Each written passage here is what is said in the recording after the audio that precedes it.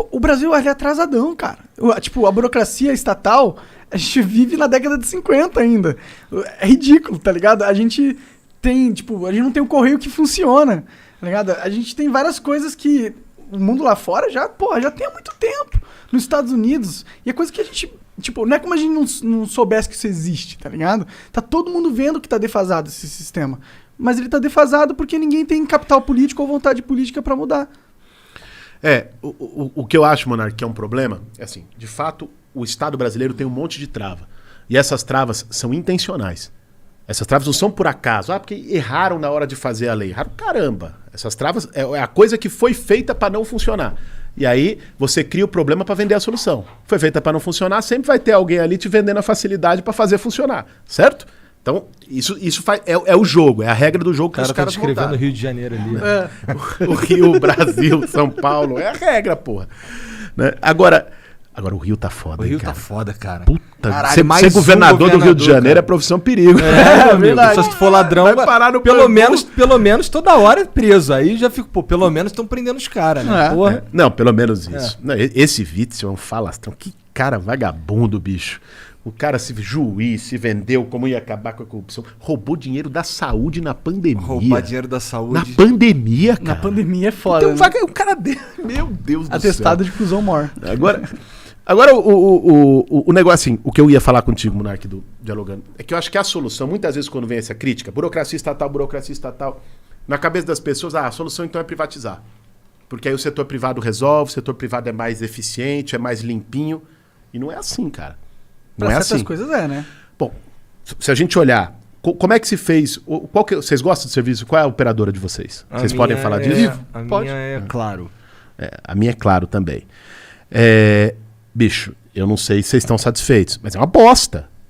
É uma bosta no geral. Mas sabe qual que é o problema? Essas empresas gigantes que eu também concordo é uma bosta, elas só são uma bosta porque o governo garante o monopólio delas.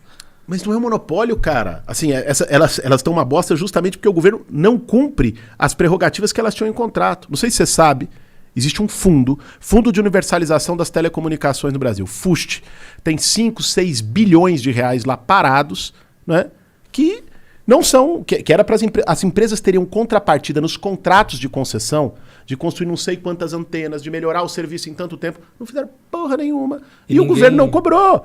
Assim, Por que o governo não cobrou? o governo não cobrou porque tá mal comunado com elas. Porque, em geral... Todos os governos estão, esse aqui também? Cara, olha... Porque esse problema com telecomunicações do Brasil vem de muitos sabe como anos. Assim, é que isso vem de uma coisa que a gente chama de porta giratória. Que no Estado funciona... A corrupção tá aí, cara.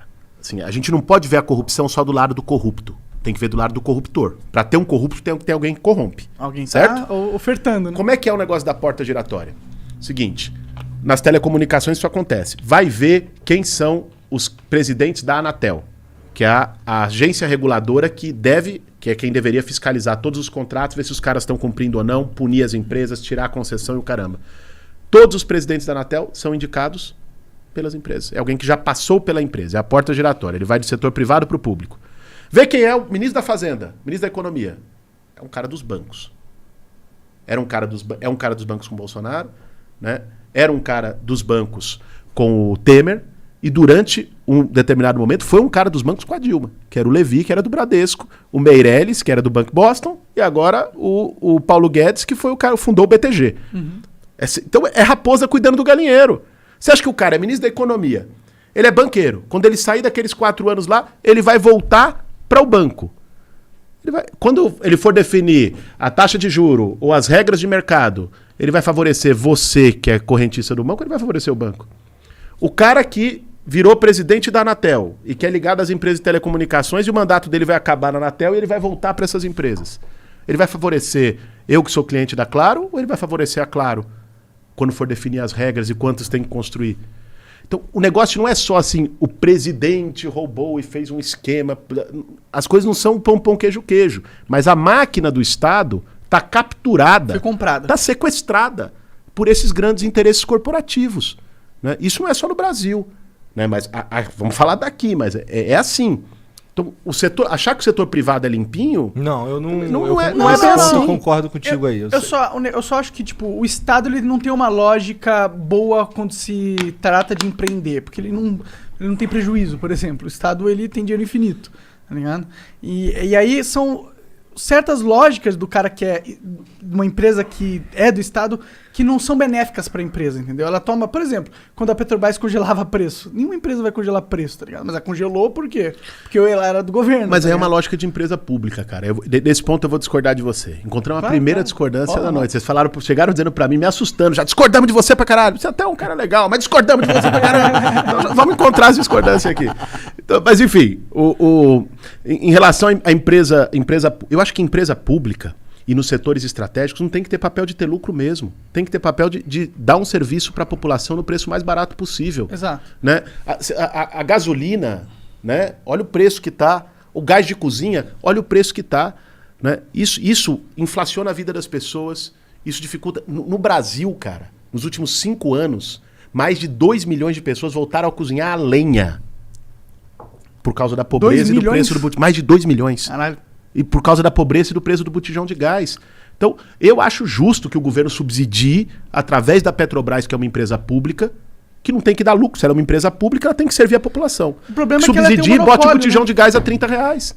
Eu né? concordaria com você se ela não tivesse um monopólio estatal também, entendeu? O problema é você ter uma empresa estatal que comanda toda a indústria porque o Estado quis, e aí você dá uma filosofia para ela que não é uma filosofia que visa lucro, então ela não vai se tornar o mais eficiente possível.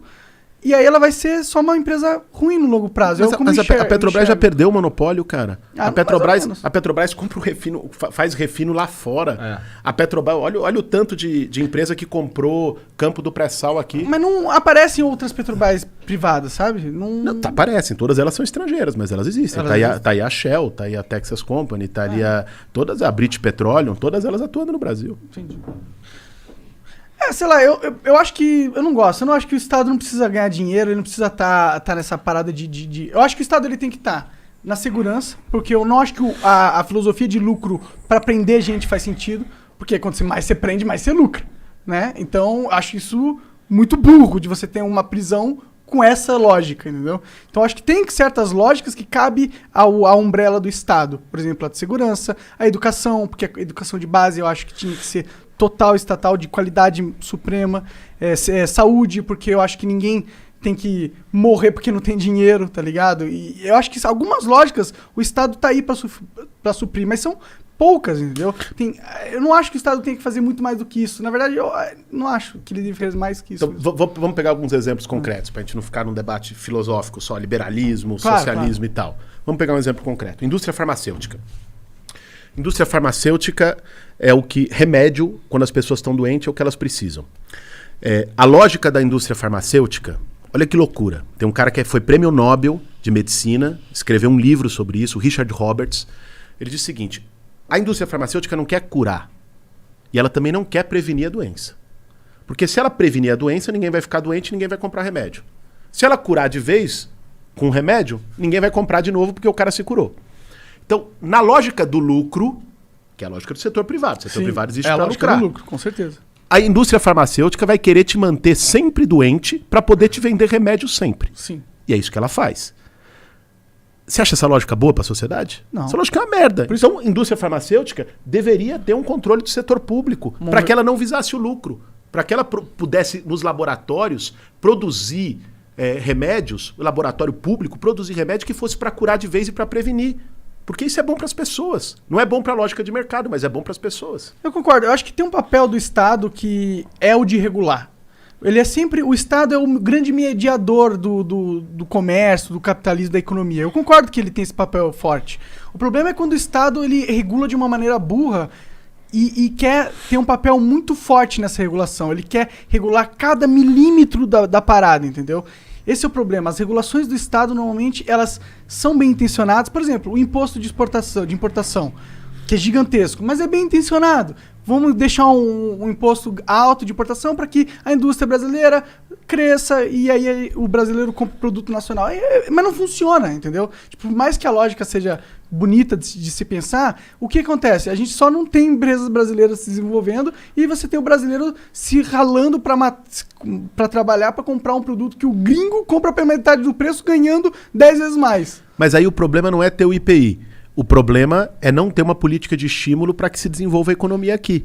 Porque, cara, como é que você acha que o gringo... tecnologia também. A tecnologia, sobretudo, porque é aí que se desenvolve. Hoje, fazer indústria não é mais a máquina a vapor do século XIX. Se você falar, vamos construir uma soberania. O que é um país soberano no mercado mundial? O que é um país que entra como, para jogar, para ganhar?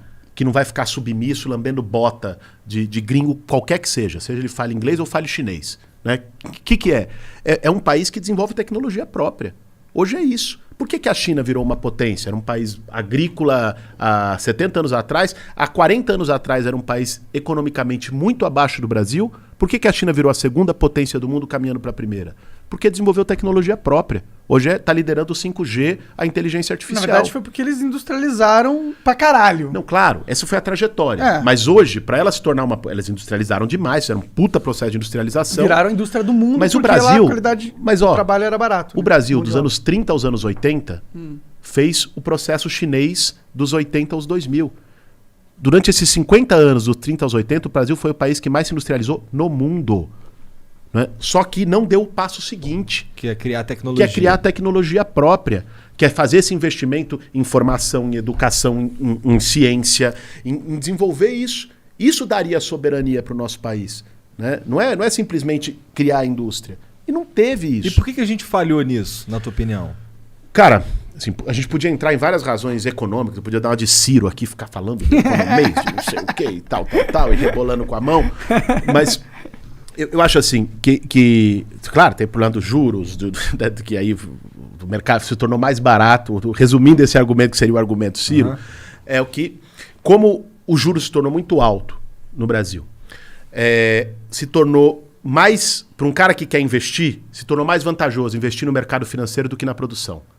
Com juro alto, ele falou, pô, se eu montar uma indústria aqui no Brasil, né, eu vou receber 1 milhão.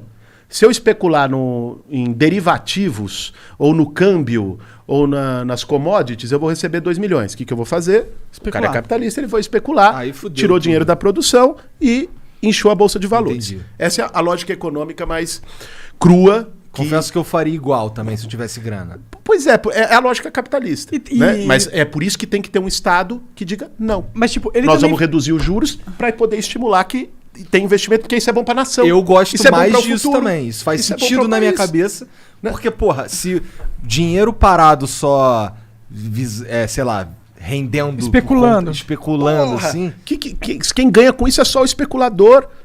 Sabe o que aconteceu? Mas espera, isso daí você tá falando de juros comprando o quê? Comprando, sei lá, papel público? Investimento financeiro. Pode ser tanto o juro da dívida pública, a taxa Selic, o juro da dívida. Por que nós temos uma dívida hoje, embora proporcionalmente no mundo ela é baixa, mas é uma dívida elevada. Ela cresceu muito nos últimos 20, 30 anos, desde os anos 90. Porque o juro é muito alto e aí o Estado, você ia lá, você é um investidor financeiro. Então você comprava títulos da dívida pública do Brasil. E aí o Estado te pagava um juro exorbitante, né? Então você fazia isso. Você pagava em papel da dívida pública. Em vez de você criar uma fábrica no Brasil ou um polo de tecnologia no Brasil. Salve, salve família. Muito bom esse corte que você assistiu, né? Mas a gente precisa agora falar sério, cara. Vamos aprender inglês pra mudar de vida, pra chegar longe aí, cara, ser um cara muito foda. wiseuponline.com.br/flow, tá aqui na descrição. É onde você vai aprender inglês de verdade. Mais de 300 horas de conteúdo. Tem documentários gravados em restaurantes, aeroportos e lugares que você vai provavelmente ter que passar quando você for viajar. Então, se você quer aprender inglês de uma forma prática, quer aprender rápido e não tá pagando muito, wiseuponline.com.br/flow, que ainda ajuda a gente.